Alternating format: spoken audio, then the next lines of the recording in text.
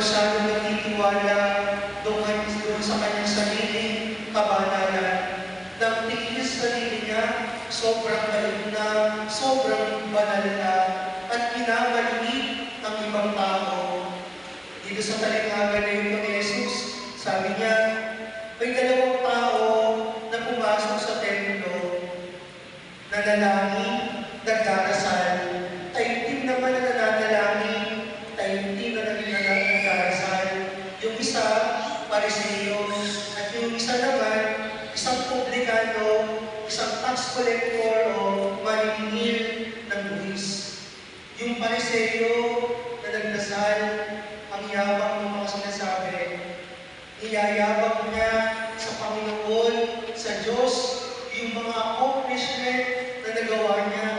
Ang sabi niya, O Diyos, nagpapasalamat ako sapagkat hindi ako katulad ng mga iba dyan, mga magnanakaw, ako mabait akong tao, hindi ako katulad